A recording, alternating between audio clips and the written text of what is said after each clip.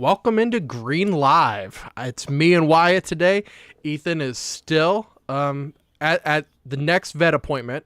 He is still waiting to get that wheelchair fitting. Wyatt, have you heard any updates from him besides that? I have not heard any updates, but I did hear he had to cross a couple state borders to find the best vet in town. So I think he's down in the city that never sleeps, Oh, somewhere in Texas, one of those okay. three cities. Yeah, supposedly they got a really good mental facility for him and for his cat.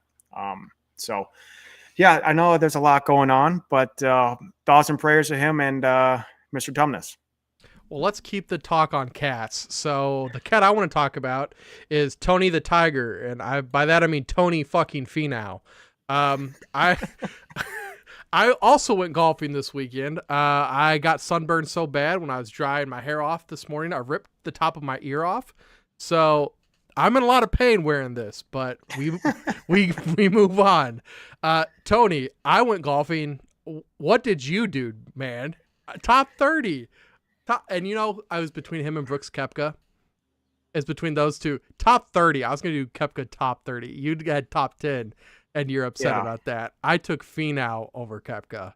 I am pissed, dude.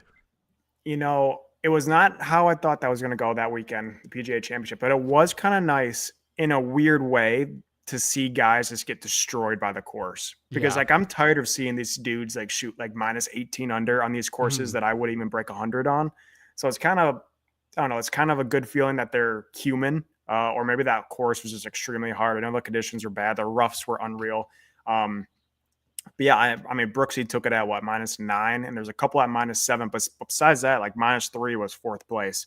Yeah. Um, yeah, I knew a live guy was going to do well. I should have picked Brooks. It was stupid. I looked back on it, and Brooks, two of his previous four majors were from the PGA.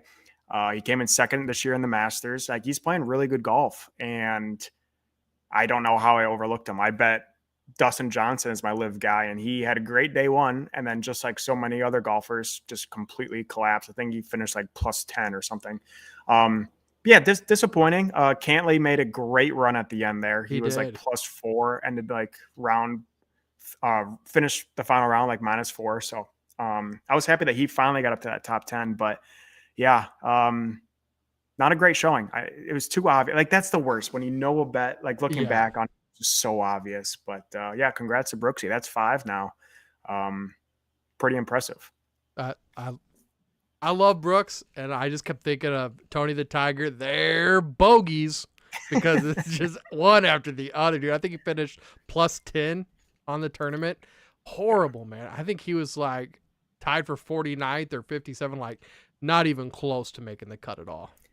Yeah, it was just again just a really tough course, and I don't think a whole lot of guys were prepared for it. But one story I want to bring up, and I'm sure you were aware because the whole broadcast was about Mr. Block, but pretty impressive story, emotional story, inspirational story. Yeah, so if you don't know anything about this, the PGA Championship is one of the really cool ones. It is one of the four majors, but like, in the Masters, all previous winners are allowed to come back. So like, that's the Masters thing. Like, the Yeah. Masters has like that as their pedigree. The PGA Championship allows all these course pros to play in this tournament, and then it can qualify to the PGA Championship. So they allow like 5 or 6, I don't know the exact number, but every single year into this championship to play in the major. And Mr. Block finished top 15, which gave him an automatic bid to next year's PGA Championship. And then, if I don't know if you saw afterwards, he just got invited to, I think it's the Genesis. I don't know, some Oh, tournament that's this weekend. awesome. So just he was playing lights out. He had that hole in one on 16 or 15, whatever it was. Really cool story, and it's good seeing a little guy like that win. Yeah. Yeah. I think I had a hole in one on one of my holes too, if you don't count the 4 that came before it. And that's on a par 3. It is. We had a rough weekend.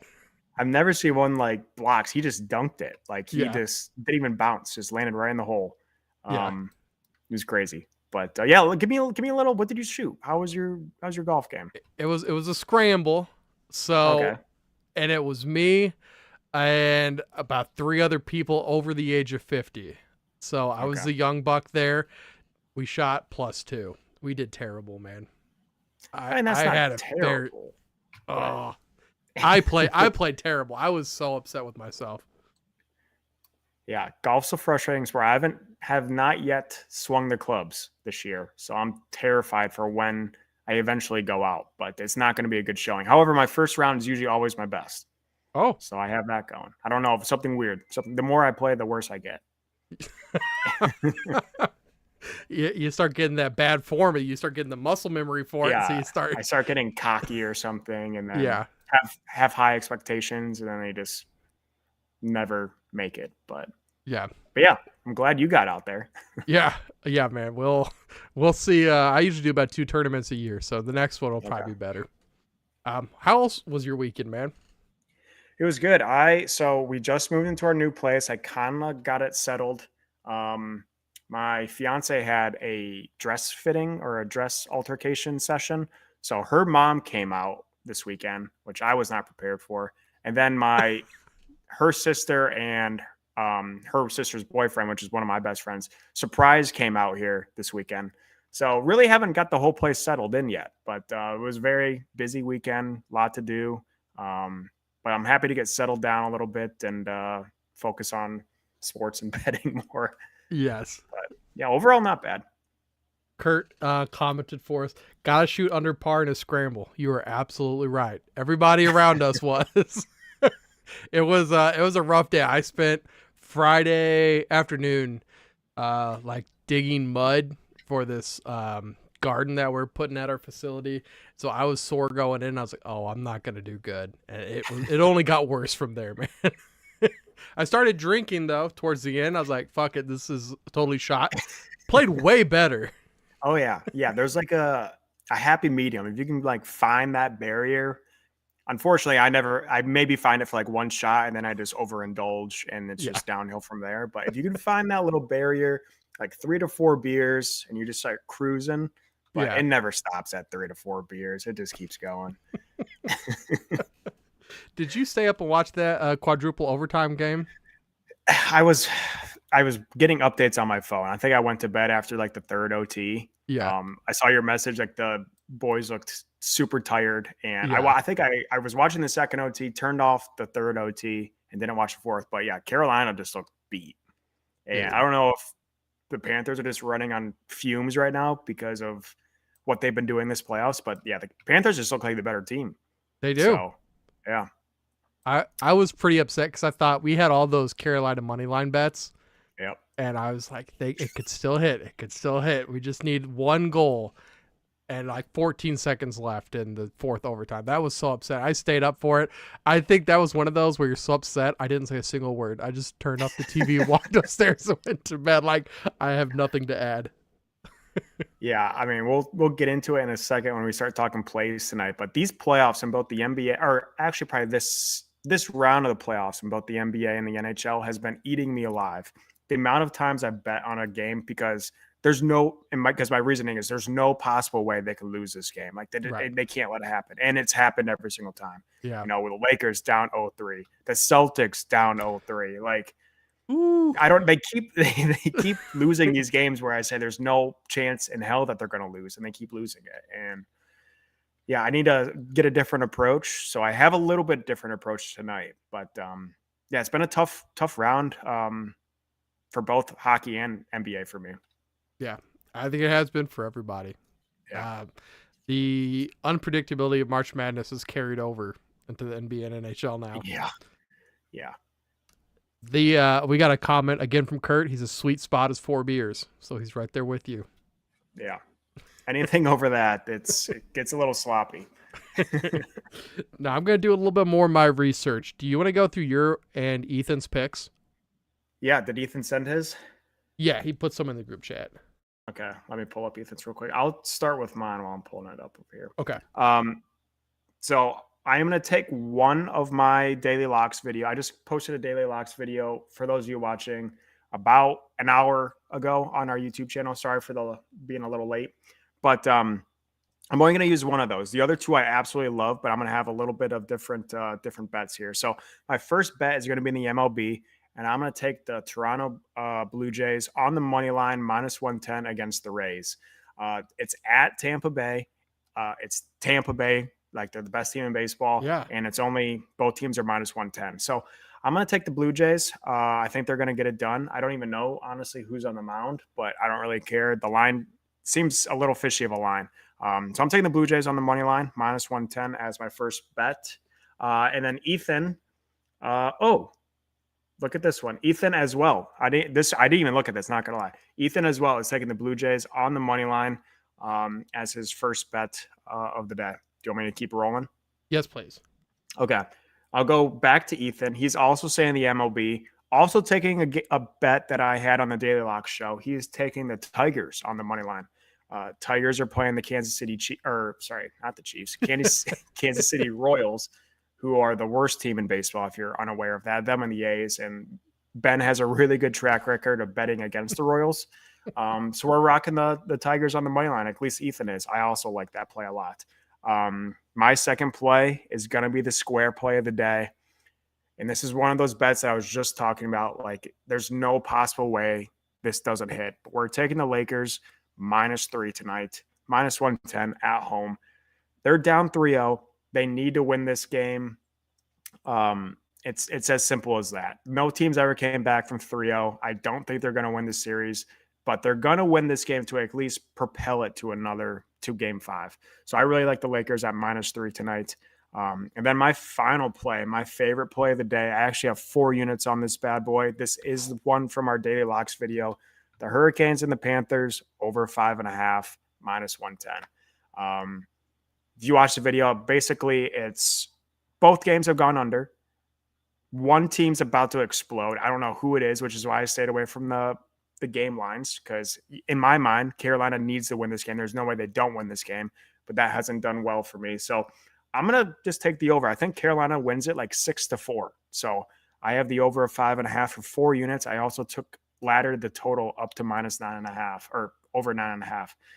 So I think this will be an extremely high scoring game. And I love the over so much. I locked it in last night because I just fell in love with it.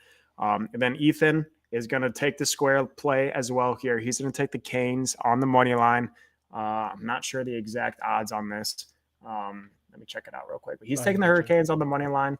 They are -110, so it's dead even, which is very concerning. But he's taking the Hurricanes on the money line. Probably the same thought process as what I was saying. There's no way that they don't win this, which freaks me out. Like, they have to win this game. They're going to go down 3-0. Hurricanes have not looked like themselves. The Panthers are playing on pure emotion right now. I don't know what those guys are doing. But he's taking the Hurricanes on the money line. So I support it. It's where I would have went if I had better luck in this round. But yeah, he loves the Hurricanes. I absolutely love that over. And I actually feel very confident about all 3 of my plays. So haven't felt this confident in a while. So hopefully this could change the way things have gone. Well, you haven't felt this confident in a while. What did you get on Thursday's show? What was your record? Oh, yes. I was 3-0 on Thursday's show. 3-0 on Thursday's show. I think this is my first clean sweep. I think you had one. You had one other one. I think I've won early. UConn. Yeah. Oh, yes.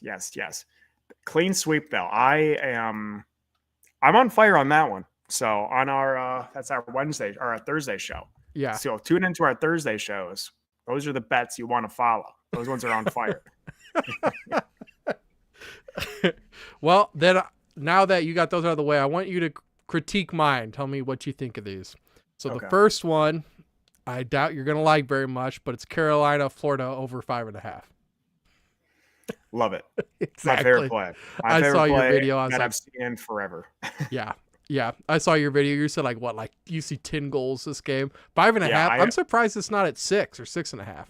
That's what I'm thinking, which is a little concerning, very concerning. But again, both game 1 and game 2 have went under, and they both went to like 5 overtimes in between 2 games. So I don't know. The goalies have been playing out. The goalies have been outperforming everyone. So hats off to them. But this is going to go way over. Maybe like an 8-4. I'm predicting a 6-4 Carolina win, but I think it could go to like 8-4, 9-4. This could be high scoring. So because this is This is returning to Florida, right? Correct. Oh man. Yeah. Yeah, this could be a score fest. And they did play once in the regular season at Florida, and Carolina won 8-4. Not like that really means a lot, but they've done it Yeah. before. Yeah, exactly. Yeah. My next one is I'm kind of like Ethan. I wanted to take a hockey money line. I didn't touch this game because Okay. Carolina going to Florida scares the shit out of me. Yep. So the other game, Dallas versus Vegas. Dallas, they get to go home. So they're also down 0-2, but they get the home ice advantage.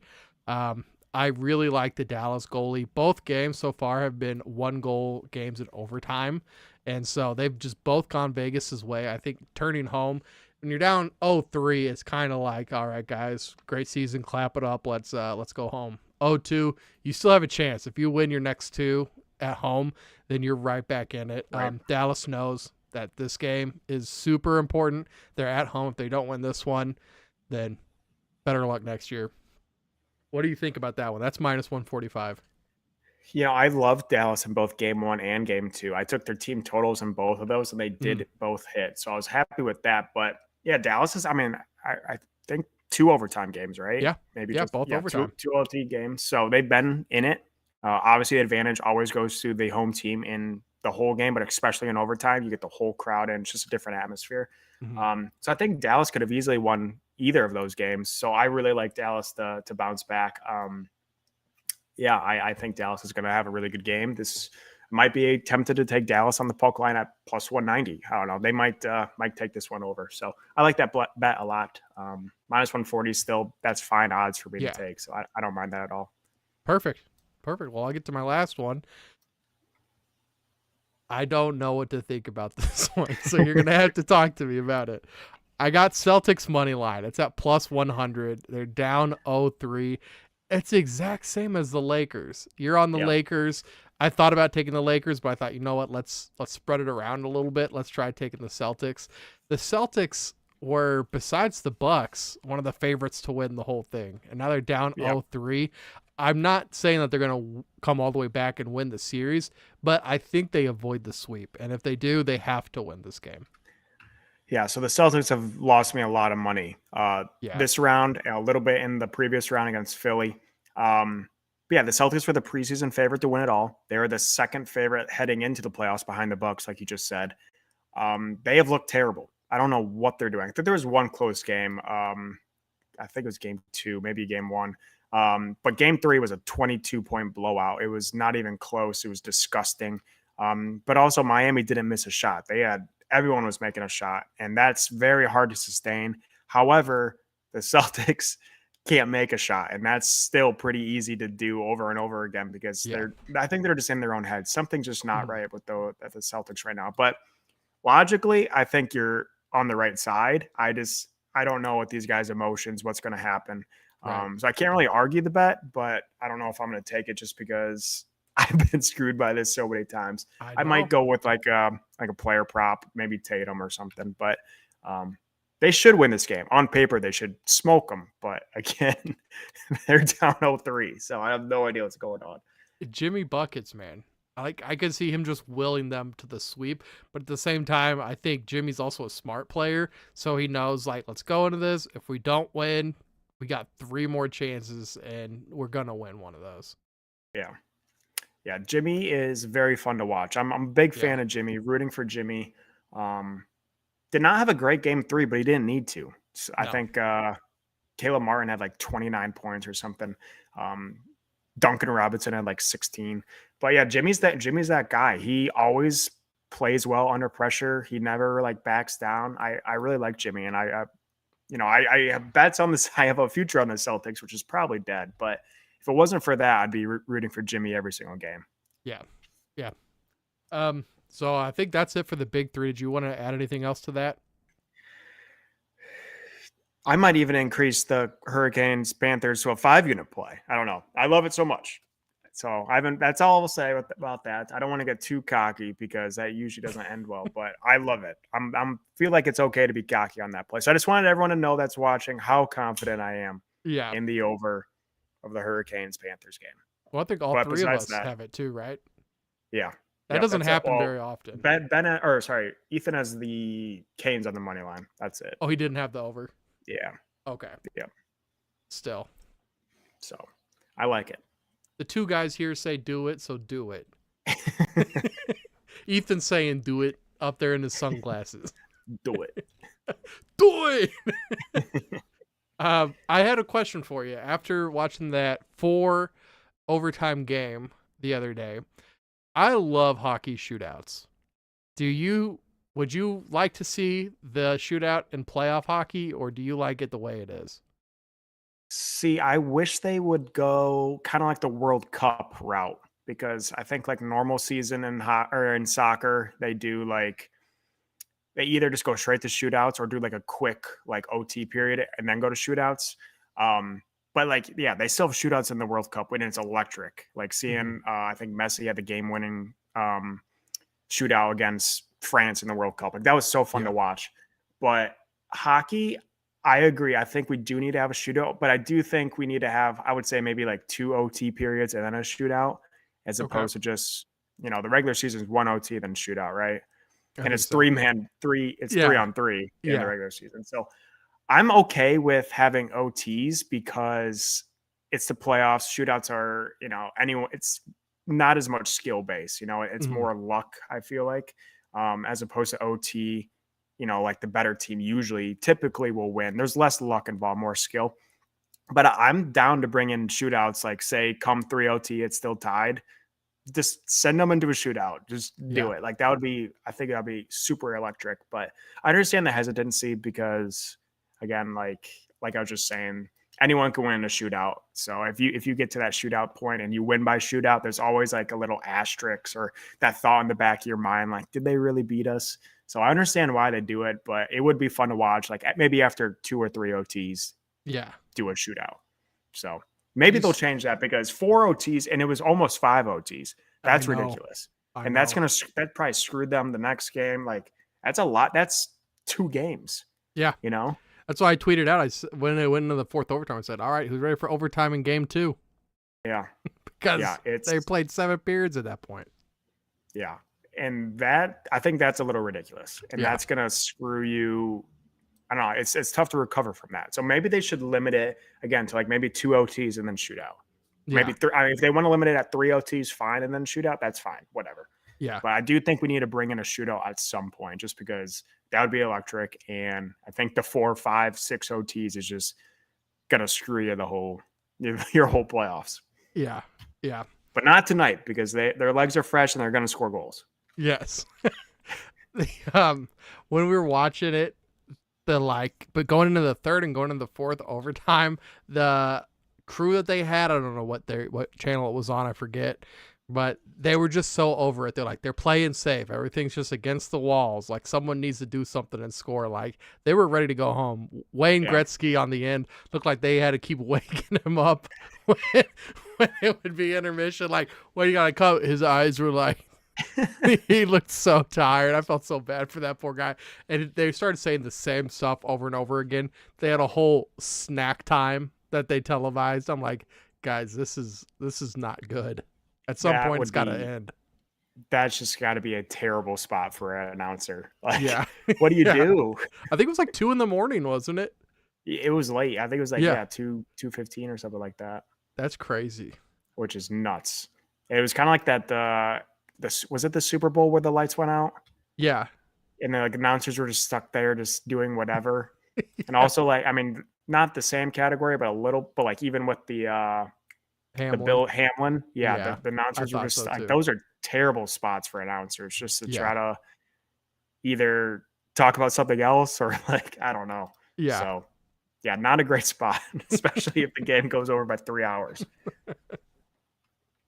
All right, man. Well, what do you think? What do you think we should do for the post Big 3? We didn't really get a chance to talk much today. No, we did not.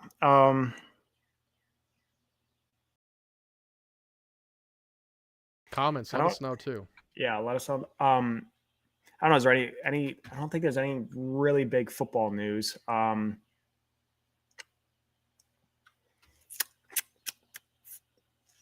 Okay. So go ahead.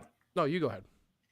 So just talking about the NBA final or the NBA playoffs Mhm. and series going down 0-3. They're I think 0-149. So it's never happened. However, with the recent stuff in the NCAA with 16 seeds beating 1 seeds, and it might happen this series. Who knows? I don't think it's going to happen. But could there be a time, do you think, where a team in the NBA is going to come back from 0-3? Like it's got to like that's what I said in my mind. There's no way a 16 seed's going to ever win. And then they Right. won. I was like, there's no way they're ever going to win again. And then they won again 5 years later. Yeah. So like, I don't know. I feel like these crazy odds of things that don't happen are now happening. Yeah. You're talking about it's just straight 0-3. Yeah. I don't know, man. In basketball, I'd say no. Because I feel like the mentality is Yeah. different than in hockey and football. Right. That's like I feel like just really tough and gritty, and there's so much pride. Whereas I feel like a lot of these basketball guys, I think there was even like an article that came out here lately. Someone was saying so many of these NBA players that they don't even love basketball. They do it because they're good at basketball. And Yeah. I don't think they have that mentality to keep fighting back when they're down 0-3. You have to That's win true. 4 games. That's tough. And I just don't think that's the mentality of the NBA. That's true. That's true. Very true. And no, never mind. I was going to go a different way. Like hockey and soccer, kind of in the same boat, where you can outperform a team and still Yeah. lose just by a lucky goal or something. I was going to say basketball is kind of like that. It's more like that than football. Football is really tough to lose if you're the more dominant physical team. Yeah. But I guess basketball is somewhere in the middle there, because usually the better team wins, but there's also some luck, and we see that a lot in March Madness. But yeah, I don't know, man. I'm really interested with these these two series, because on the one hand we have LeBron and the Lakers, and and I'm not going to talk about rigged or scripted or whatever, but you have LeBron and the Lakers, who everyone loves. Everyone knows LeBron is 1 or 2 rings away from being the best ever, or without a doubt. And then you have the Celtics, who are one of the youngest teams, one of the youngest up and coming teams. I don't know. I don't know. I kind of think it's going to happen this year. This year? I think it's going to happen. Put me down. Record that, chat. Record that one. Put me down in it. I think it might happen. They're too good of teams.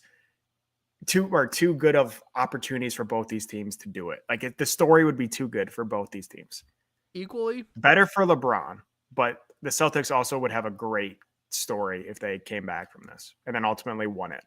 Odds wise, though, you think that they're pretty equal of their chances of coming back? The odds are crap for a thing that's never happened before. Yeah. The Lakers are plus 1,700, which is fine, but like that should be like plus 10,000. Yeah. Celtics are only plus 800. Which is gross. It's so gross. It's so gross. Like for a thing that's never happened before, you're giving them just plus 800. Both of those at least have to be plus 10,000 in my mind. They have to be. Absolutely. For a thing that's never happened. 0-149. How big of a sample size do you need? Yeah, I guess they need a bigger one. I don't know. That's just an interesting topic that I was really thinking about a lot today. Like, are we ever going to see an 0-3? And I think it's going to happen this year. Dude, that would be I think it's going to happen. You think it's the Lakers, though?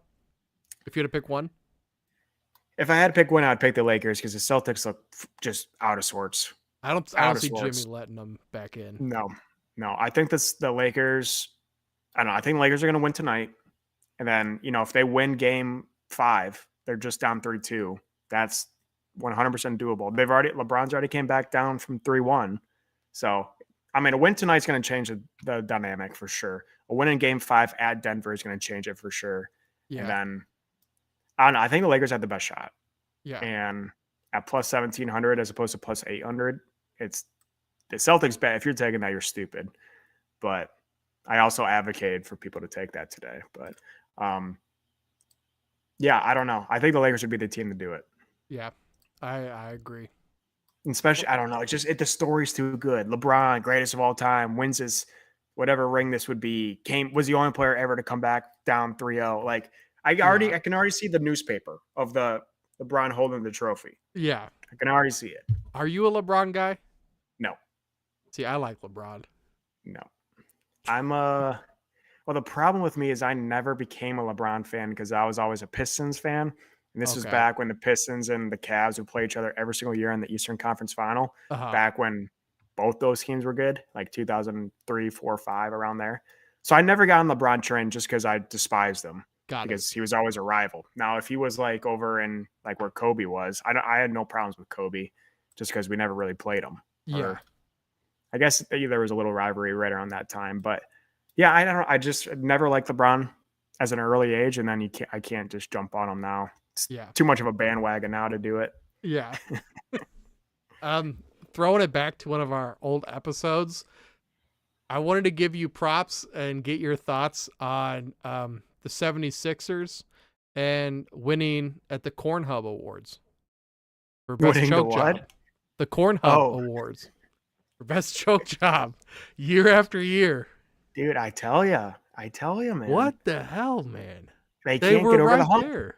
Can't get No. over the hump.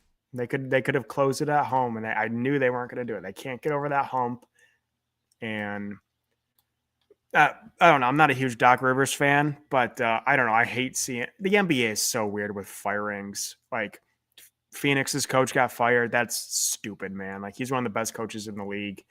You know, he made Phoenix they made it to the finals 2 years ago. Like Phoenix is still a great team, and they're firing him after a loss to the Nuggets in round 2. Like, come on, man. I agree. But Doc, and I'm not advocate for Doc being fired, but Doc, besides his one win in Boston or however many wins in Boston, he hasn't done crap. Like he No. can't get over that hump of getting his really good. Like his team's loaded. He can't get over the hump of the playoffs and beating a good team. So I don't know. Doc's not that guy, but I think Doc might be the new coach of the Suns. Yeah. Yeah. So, I get it. Kind of seems like it fits, doesn't it? yeah. Now I'd love to take the Suns coach at Detroit, but I don't think they're going to do it. Yeah.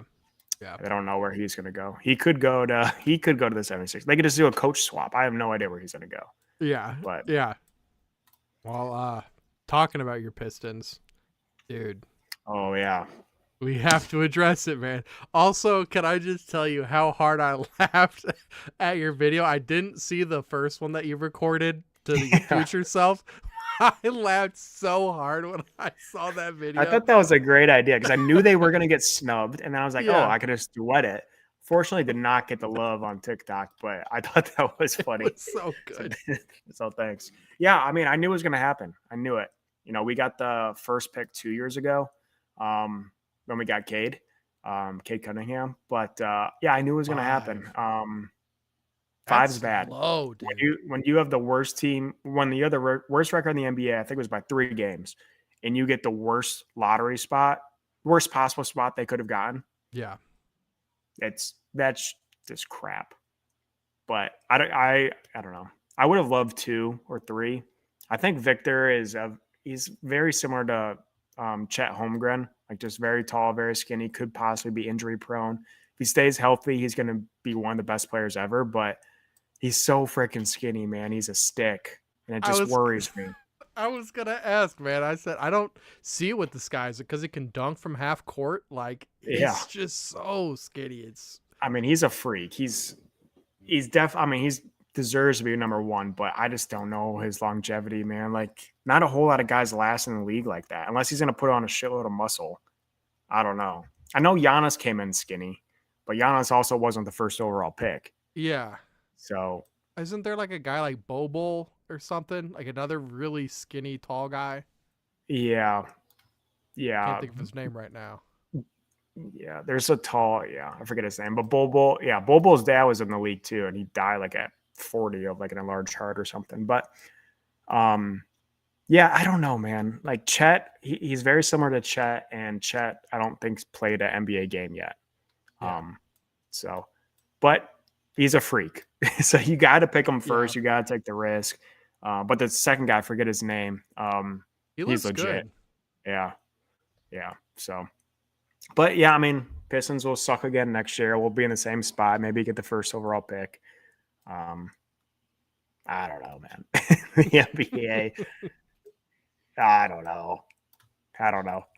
Now, is he a French dude or was he just playing in France? I think he's French. He He also is. plays in France. Yeah, I think he's French and French. Do we worry about the level of competition over there? Yes, but also I think we just got to take into the history of international players. Like Luca played in the same Mhm. league.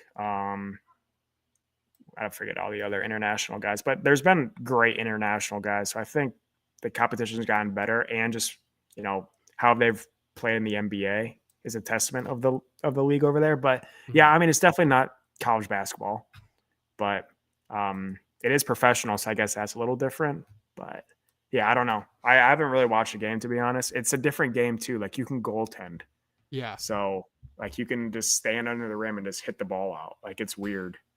So it's like cheating. Yeah. But um, yeah, I mean he's legit. He's definitely the best player in the country. So rightfully deserves the number one pick. I just don't know how his longevity. Yeah. Um, I guarantee if he would have went to the Pistons, he would have gotten hurt and never played. So now at least he could have the opportunity to play somewhere else and not get cursed. But man, Who got that tough. first pick again? Oh, the Spurs, Spurs, the of course. freaking Spurs and Popovich. Yeah. Needed a new Yep. star. Yeah. Kind Yeah. of like Chicago.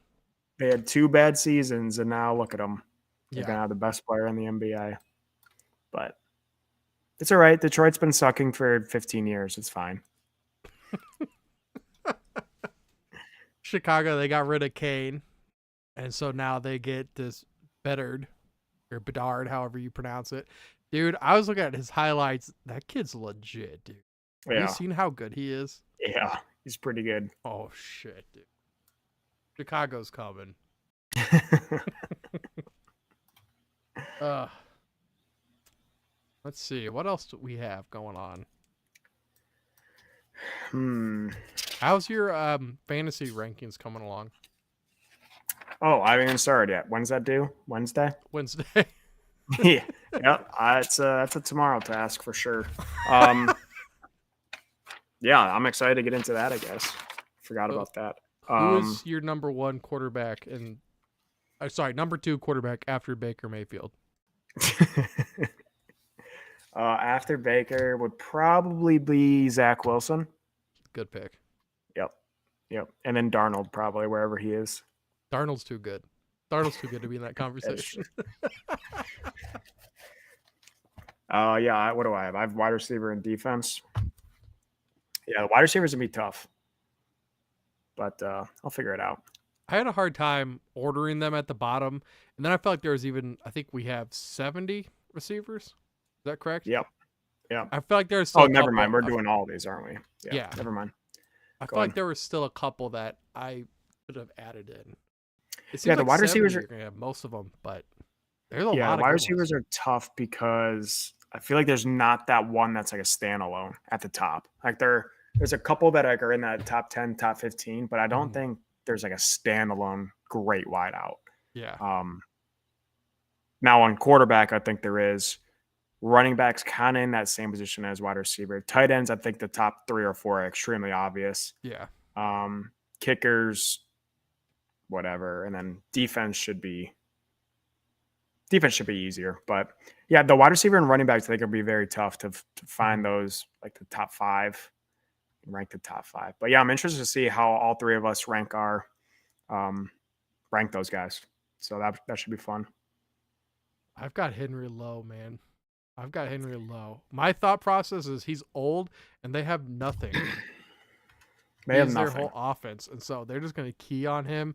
If you have an old guy that you're trying to run into the ground getting keyed on, I can't, of all the like options available, I just don't want any part of him. Yeah, I mean, they have no quarterback. They have no wide receivers. Mm-mm. Their defense is crap.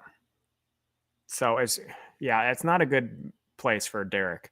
And especially if he's already on his last legs, like I think he would be great going to like a place with like a bunch of weapons.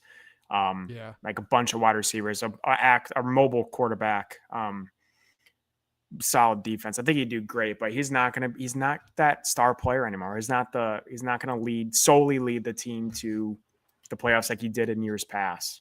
But he also had more players back then. So yeah, I agree. I don't think he's gonna be super high up. However, it is tough to put him too far back just because he has the potential of being, one of the he's just a freak athlete. But yeah, he's gonna be down decently far on my list for sure. I think of other players. I'm probably gonna get heat by putting Burrow at 4. I love Burrow, so I don't have a whole lot of complaints. And you have him at 2? No, I don't even know my quarterbacks yet. I don't know. I mean, Patty's definitely 1, and then I don't know, man. I gotta think. I don't know. I'll probably have him in my top 3. Top 3. Yeah, he might go to 4. I don't know. I'm blanking on quarterbacks right now. I love Herbert, but I think that's kind of a square thought. I just love Herbert. I don't know what it is. Maybe I just like the Chargers. He's good. Yeah. Who else do we even have? I have Jalen Hurts at 2. Hurts. And then I have Allen at 3. Oh yeah, I forgot about Josh. I'd probably have Josh at 2. You'd have Josh. I'd probably go Patty. I'd probably go Patty, Josh, Patty, Josh, Burrow, Herbert, and then Philly's guy, Hurts. Dang, you'd have Hurts at 5? Yeah, I don't know. Hurts' team's loaded. So obviously that plays into plays into how good he is, but I don't know if I trust his accuracy as a thrower, and he is a pretty mobile quarterback, so I don't think there's a problem there. But his accuracy, I think, is struggles sometimes. Mm-hmm. But it doesn't matter if you have a phenomenal ground attack and great wide receivers and a phenomenal defense. So yeah, as long as you don't throw picks, you should be okay. Here's a question of a player I'd never talk about. DeAndre Swift. Do we think that because we've seen in Philadelphia, they split with the running back so much. Do we think that continues, or do they trade for Swift to like be their guy? What do you think happens with Swift? Because they have Penny still and their other 2 dudes. So I'm worried about Swift as a Detroit fan that he's just going to have a phenomenal season, which usually happens when we trade dudes away. Yeah. Dude. So in my own thought process, but it's diluted because I'm a Detroit fan, I think he's just going to have a phenomenal year and go off. And then we're like, oh, we trade him for a 4th rounder. Like, nice. But so that's what I think, but that's a little biased. Realistically, if I didn't have my attachment to Detroit, I think he would probably they would still split him very much 50-50 or however they want to do it with 3 backs. I think he's still going to get more involvement than he did at Detroit. Probably more touches in the goal line, probably more touchdowns. He can't get less touchdowns. Yeah. So I think they're going to use him. I think they're going to use him a lot either way. He's also a great scat back. So he's really good out of the backfield. Detroit didn't utilize that a whole lot. So I think he could be a pretty good running back this year. Well, he could be a huge bust. He could, dude. Ranking him and Henry were like the hardest ones for me, I think. Those 2 guys. But what do you think about Gibbs? Does Montgomery worry you from a fantasy perspective?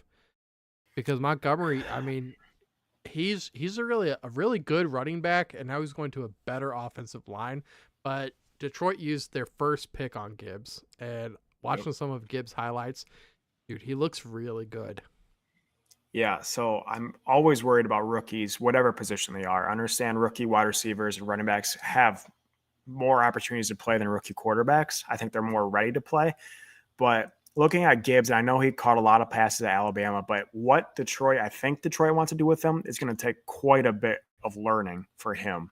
So I don't think he's going to become that right away, which obviously is going to limit his production on the season. But yeah, if they're going to do what I think they're going to do with him, he's going to have a very good last 6 games of the season. However, I do think it's going to take him a while to get adjusted to this kind of new position and the new offense and the pace or speed and strength of the NFL. So I think he's more of a later production guy this year, and I do think he's going to. Montgomery's probably going to be that guy for a majority of the season, and then I feel like Gibbs is going to have a couple good games.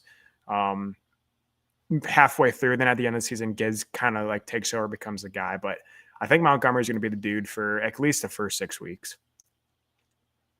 That's good sleeper potential. If you Great sleeper potential. You can get David, and then, like you said, first 6 weeks. After that point, you can either keep riding with him or trade him. I love those players.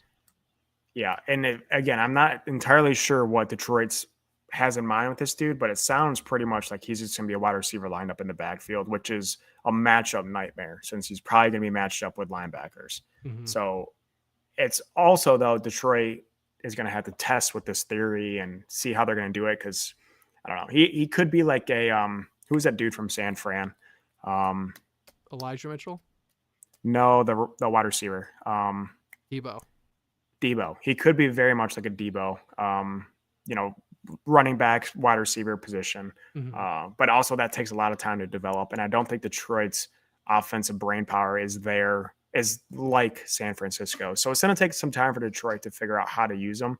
But again, I think he has great potential as the year progresses because I think he could develop into what they want him to, and they can figure out game plays and all that kind of stuff. So definitely huge sleeper potential in my mind.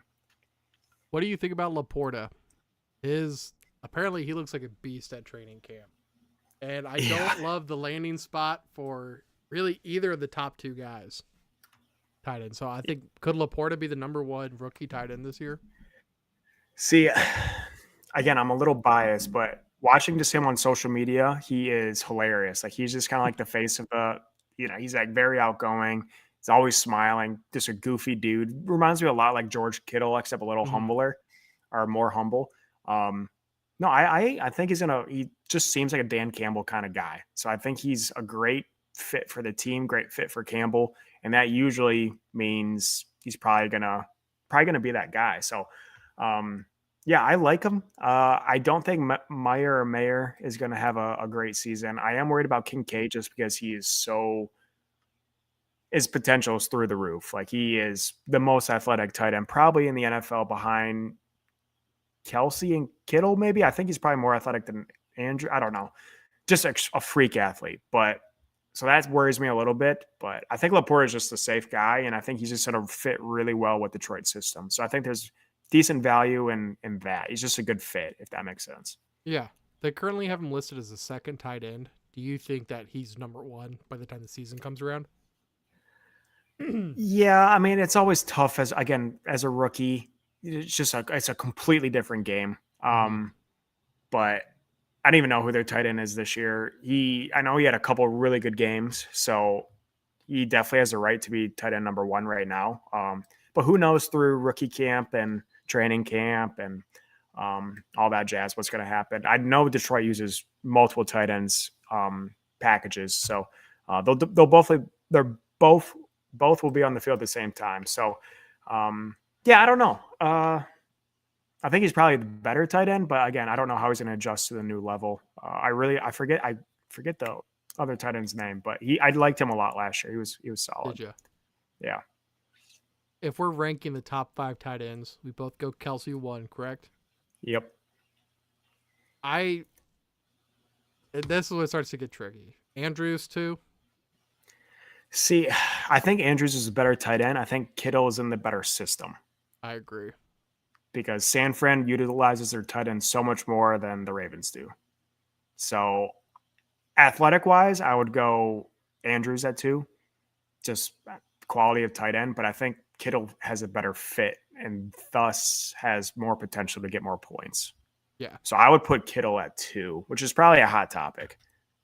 But hey, that's why we talk about it and do this. Yeah. But I look at it that San Fran has so many weapons that I feel like if you get down to the red zone, Andrews is Lamar's go-to red zone guy. Yep. And fantasy touchdowns are king. So, but I feel like they're really a 2A, 2B.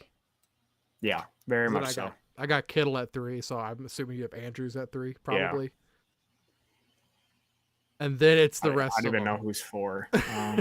There's like Goddard, Hawkinson, Pitts, stinky ass Pitts. Pitts, I don't know. Pitts had a great season last year. He had a terrible was last year's rookie year? No, the year before. He had a He was terrible rookie ass year. last year. Yeah. Oh, last year was ass? Last year he was ass. He had a good rookie year. I think he had like Okay, 1,000 maybe that's yards what I'm and thinking. something. Yeah, okay. Um yeah, I don't know. It would probably be I don't think Hawk is good enough to be 4. I don't even know who's on the tight end over on those West Coast teams. We got a comment from 1777 memorabilia.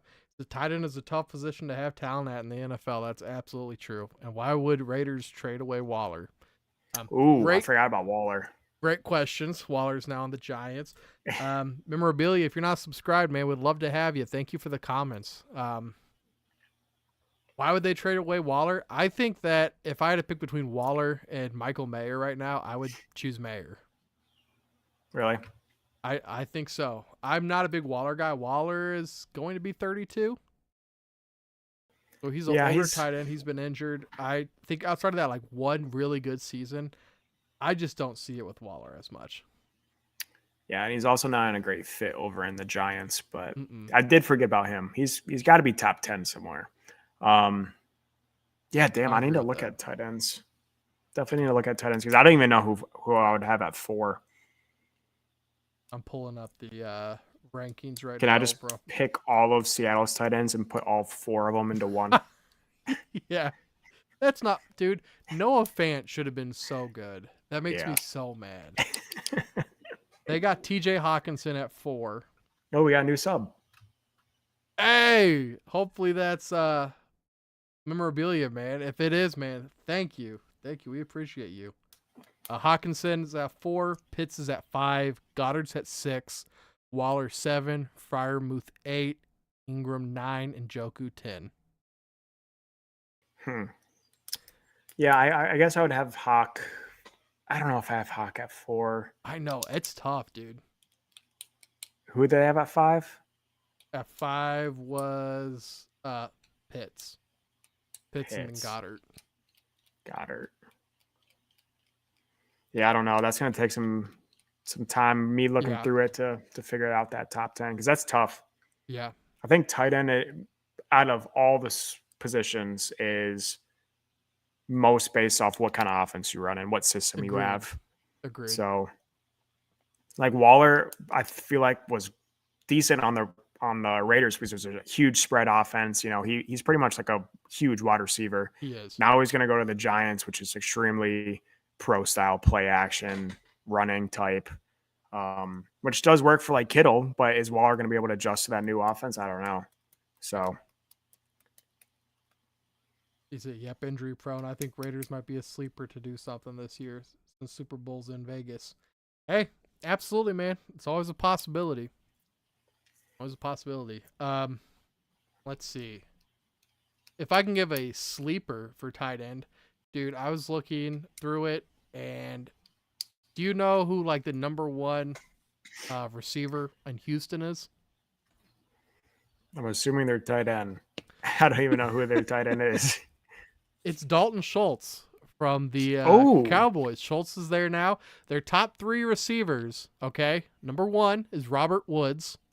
And then you have John Mechie, who hasn't played yet, and Nico Collins. And I'm not trying to slander Nico because I'm a Nico fan, but Michigan if I'm CJ Stroud and I'm having trouble reading the menu, that's very true. I'm throwing that thing. It's the easiest check down route. Yeah. Yes. Damn, I didn't know Schultz was on the Texans. Wow. 1-year deal. Yeah, that's a great sleeper. He's getting old, but again, rookie quarterback, who do you throw to? Yeah, I'll take a bow, young man.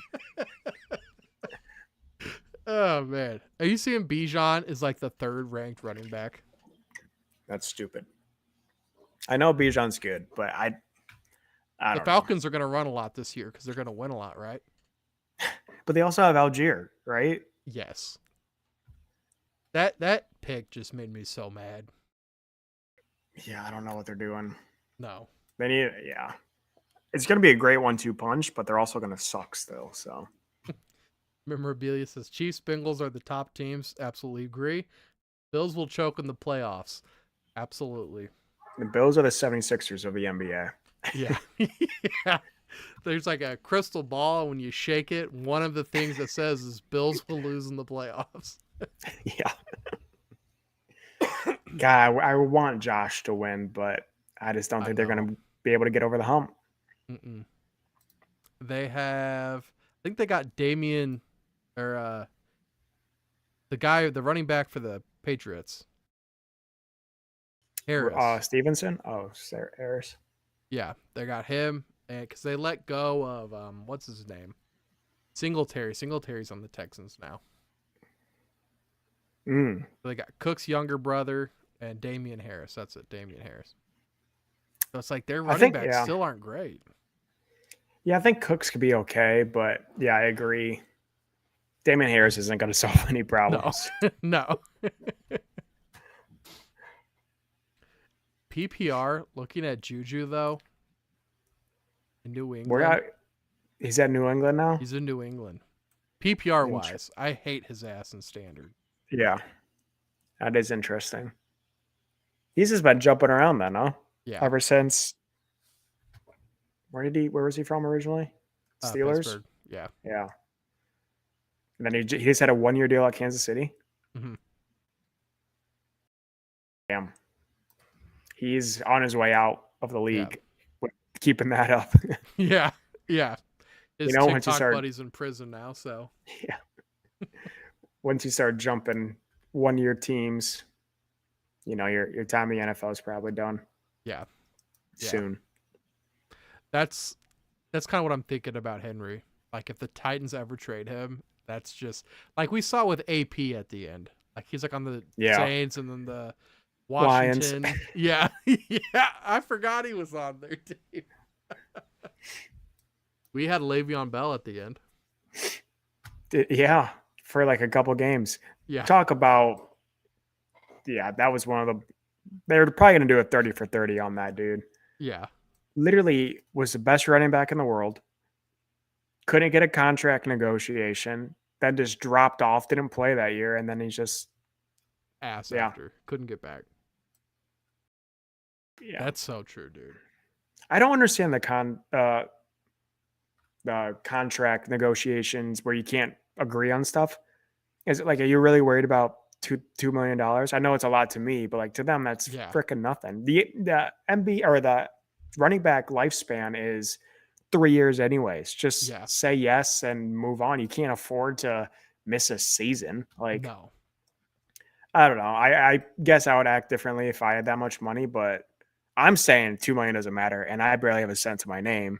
Yeah, and $2 million to them is nothing. So I don't know. I've never understood that. Mm-mm.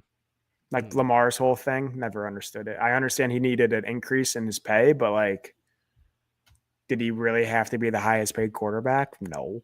That's the thing. They want to reach that milestone. It's not even about the money. They just want to be the highest at their position.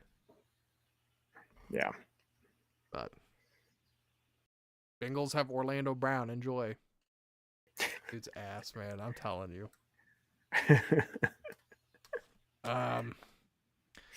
Let's see. You have any other sleepers that you're thinking about? Not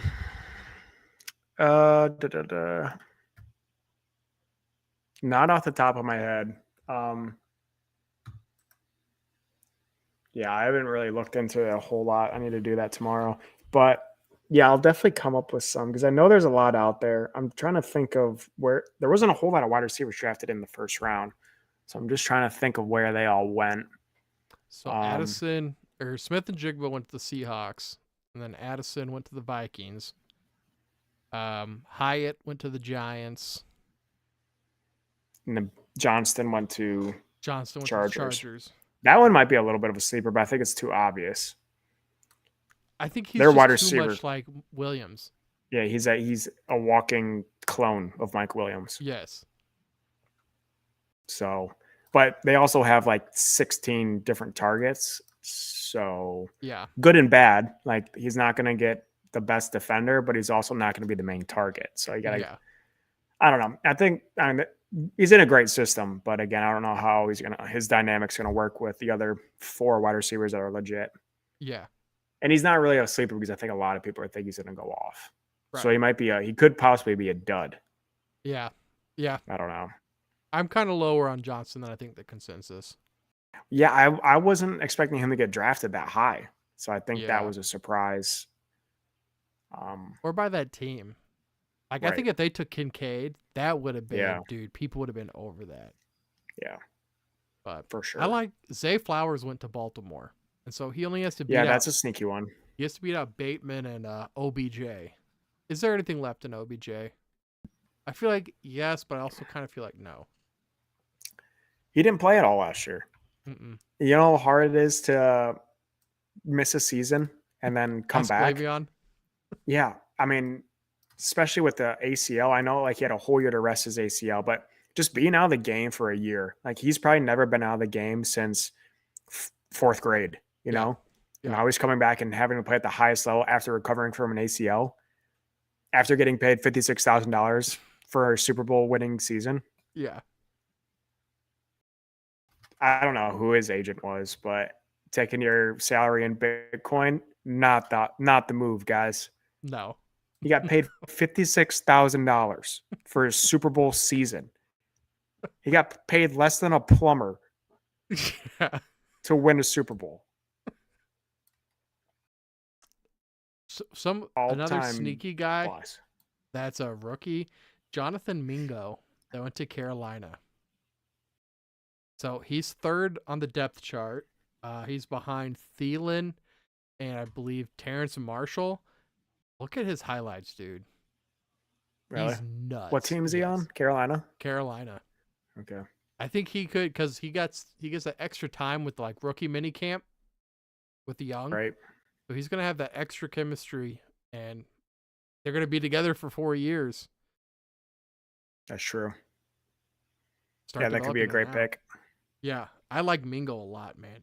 And Rice from that the Chiefs drafted. I could see him hopping sky. They don't have their rookies usually come out like super hot in the beginning. So I think it'll probably still be Sky Moore is like number Right. 2. But that Rice guy's really good. If he Is he doesn't hop from him, SMU? I think so. Yeah, I think he's SMU. Yeah, he is. Yeah, I mean, just having Patty Mahomes throw to you is a game changer. So Yeah. He would be a good dynasty pick. What do you think about Jordan Love though and Christian Watson? Like, if you pause. I love Watson. I really like Christian Watson. So I don't have a problem with him. I just don't know if I believe in Jordan Love. Right. That's what I'm worried about. So Watson's a dog. I really like Watson. He emerges as a great player. However, now he just lost his Hall of Fame quarterback, and now he has Jordan Love, who's played in 2 games in his life. Right. So, yeah, I don't know. Maybe Jordan Love will surprise us. I have no idea. I don't even know, like, who's his backup? I have no idea what the Packers are going to do. Like receiver who's behind Watson? Who's behind Love in case Love no goes clue. down? I Yeah, have no clue. no idea. Like, I thought they should have maybe been contemplating a quarterback, but yeah, I don't know, man. Because they're gonna have Dobbs as their number 2, Romeo. Yeah, he's not bad. He's not bad. I like Dobbs. I had Dobbs last year. I thought he was pretty good. But then they drafted that Jaden Reed from Ethan's team. Oh, right. Yeah, he's good. He is Yeah. good. Yeah, I forgot they got him. Yeah, so they'll have some weapons wide receiver wise. Running back, they still have Rodgers or Jones. Yeah, do they? Jones Jones, and Aaron Dillon. Jones. Yeah. Yeah, offensively they'll be pretty good, I guess. The quarterback situation is a complete wild card. Yeah. So I have no idea what he's gonna do. No idea. Do you have any other Hey, Snowman Multimedia. Back in business for tomorrow if interested. Absolutely. Shoot me an email. Let me know. Got 4 viewing right now. What's up, everybody? Make sure you subscribe if you're not subscribed already. Um, Send us some of your guys' fantasy questions. Who are you guys thinking of or have questions about coming up? We talked a little bit about tight ends, running backs, wide receivers, quarterbacks, but we're happy to hit anything. Christian McCaffrey, is he number one? Has he hopped Taylor again? Yeah, I think his system's so good right now. So I think he has to. Taylor sucked last year. Dude, he was bad. So he has a lot to, and he's on a crap team still. So he has a lot to do to regain my trust. So I think McCaffrey has to jump him. And so McCaffrey at San Fran's such a good fit. You can't think of a better fit than that. Yeah. So yeah, it's got to be McCaffrey. I don't even know if Taylor's 2, to be honest. I think I would pick. Oh. So you put I need Bijan to think. too? No, get out of it. No, I would. I don't know. I need to look, but Taylor had lost a lot of my trust, man. Yeah. I had him because I was first overall. I had to take him. Actually, no, I was second overall. The first guy made the smart move and took McCaffrey.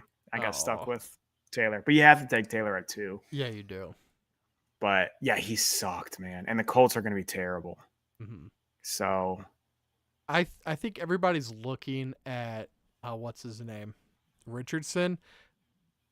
I don't know if he starts, man. I still really have a feeling it's going to be what's his name from Jacksonville. ETN. No, the quarterback, Jacksonville. Oh, the long hair. Lawrence. No, he used to. What are we talking about? The quarterback for Indy. Oh, Minshew. I think right. Minshew's still gonna. I think he's gonna start over Richardson. Yeah, that was a surprise pick to me. I couldn't believe they took him. Could not believe they took him. But dude, I don't know what they're gonna do. I don't even know who their wide receivers are. No, like they're gonna suck. Their defense is solid, but they're gonna suck offensively. Snowman says tight ends. It's all about George the Animal Kittle. You got him at 2 and 3, so I think he's definitely up there. Can I say Josh Jacobs was a fluke last season? There's always a fluke. Y'all didn't pick up his 5th-year contract, and then you guys end up franchise tagging this man. So tell me what changed. There's always at least one fluke in the draft class. Or in the season.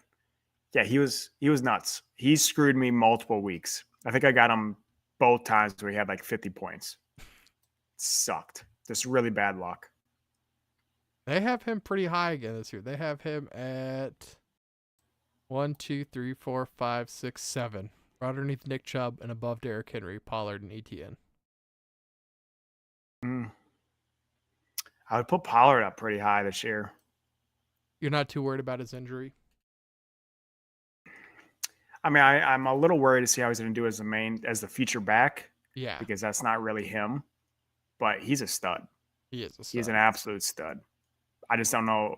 I guess I'm a little worried about the load he's going to have as a head honcho, how his body's going to react. But he's an absolute stud. Yeah. So I'm worried about Hall, and I'm having a very hard time ranking him. Because Breesy? Yeah, Breesy. With that injury, I just don't see him coming back. And I think he'll be fine at the end. But where you're going to have to draft him and where he's ranked right now it just feels too high. Yeah, it's always tough having a guy come off injury to where to place him. But I watched him at Iowa State. He played with my friend's brother. Really good dude and freak athlete. So he does have that going for him. He does have Rodgers now. But I don't. The injury's tough. I don't know how to react to the injury. I don't know. I mean, I'm going to be a little biased, but I think Swift's going to be pretty high on my list. I'm going to be biased. I tried not putting him super high, but God, just as good as he is, now he gets the Eagles' offensive line and that offense. Oh, I might have him at. Not to. He might be top 5 on my list. Holy. Okay, I thought I had him high. Okay. Yeah, Okay, so he putting might him be up above there. Henry's not too crazy. No. Henry I think will be a late top 10, maybe like a 9-10 on mine.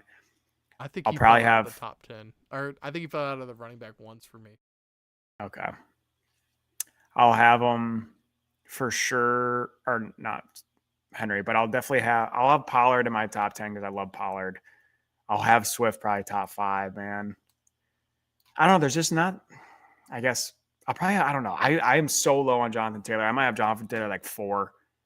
I just I don't know. I can't trust him. But yeah, I need to do some more research to actually see the dudes. But I honestly have no idea who's gonna be 2, 3. I don't know. I can't trust. I can't trust Jonathan. He had one good year. That's all he did. I know. What else? Was he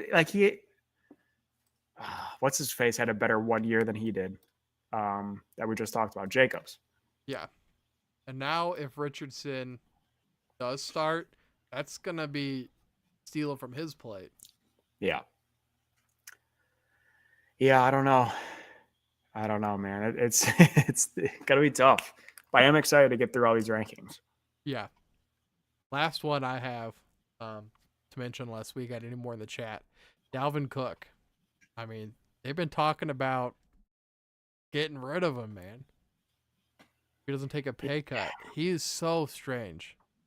Memorabilia is Kelsey, man. Who's going to throw the ball to Kittle? Mahomes, Reed, the type of dudes to have Kelsey break records. Yeah, dude.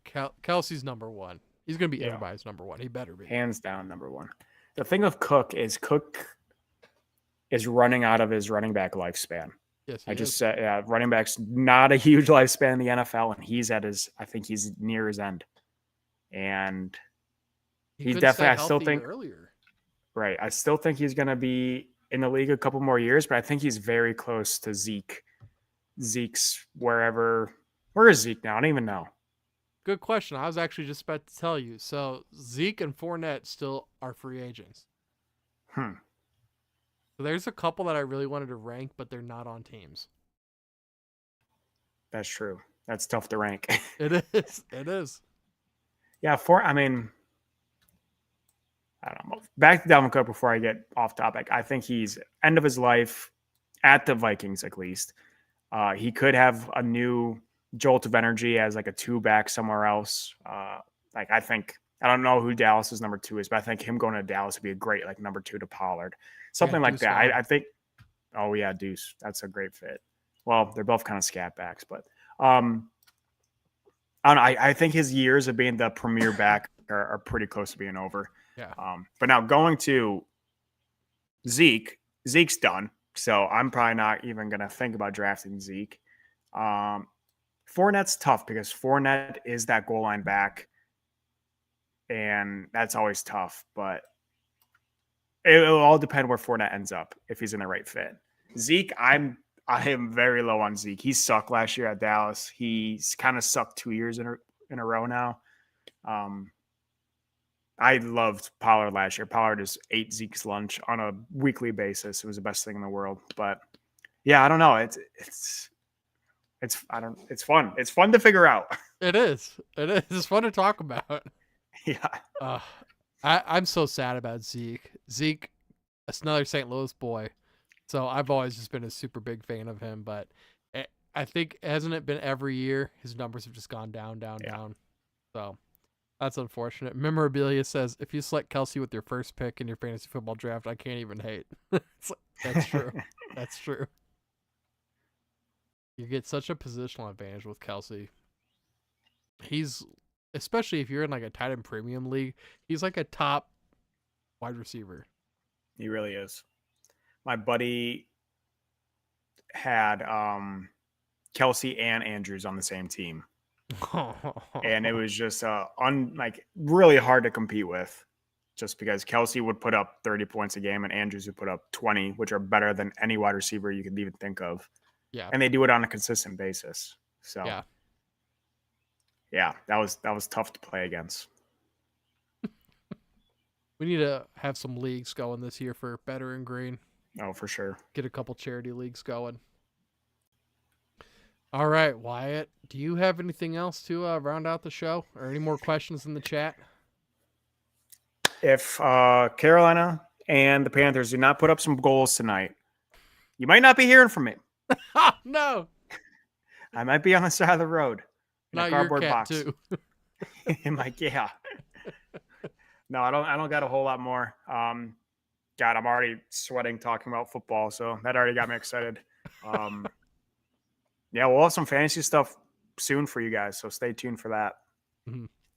Yeah, man, we're just now kind of starting to get into it. We were waiting towards trying to get through the end of NBA and NHL before we really start hitting fantasy football for you guys, because we want to make sure we're still covering everything that's super topical at the moment. But man, it's coming, and it's going to be coming in fast for you guys, because it's something that we're all pretty passionate about. Right now we're making our own fantasy draft guide for you guys. We've kind of seen it behind the scenes. It looks awesome. We went over the grading system in the last live. Wyatt, I'm just gonna throw it to you again one more time, man. Just this guide, doesn't just look good, but the information in it is gonna be one of a kind. Yeah, again, I kind of talked about it last time, but for something that you would think would be so analytical, there's really no analytical data for fantasy football besides like whatever ESPN or Yahoo throws up as their stats that you don't even know how they got them from. So I think what we are doing is giving you just actual physical number data and categories to prove that these players are ranked where they are. So I think it's extremely helpful. Obviously, we'll get better as the years coming and we move forward. But I think it's a great resource that we could really take advantage of. And I think one of the really cool things about it, because we all know who the best players are, and that I think we all agree that we look up right before the draft, a week or so ahead of our draft, are who the sleepers are. And I think this is going to do a really good job identifying those sleepers for you. So hopefully you don't have to do any work. You could just sit back and read it and win some money in your fantasy league. But yeah, super excited to get going at it, and I think it'd be very useful to a lot of people. So right now it's not for sale yet.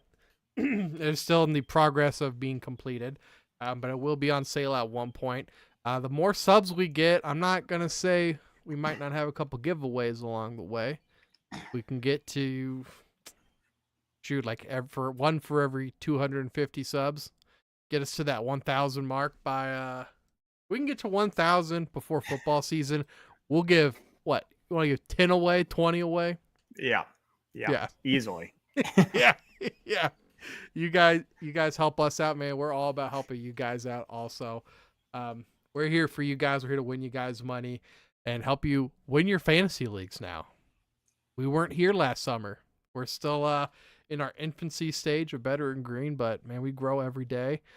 So if you want to keep seeing the growth and all the awesome stuff that we're posting, you see right on the side by Wyatt there, everything that we're on just about every social media and audio platform.